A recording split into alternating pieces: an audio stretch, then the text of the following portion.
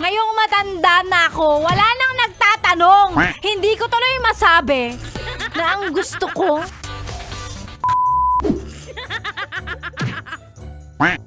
Pag may nagtanong sa'yo, ano ba gusto mo? Sabihin mo. Ang daming away, ang daming miscommunication ang maiiwasan kung sinasabi lang natin kung ano yung totoong nasa puso natin. Kung ano yung gusto talaga natin. Minsan kasi pag sinabi, ano ba gusto mo?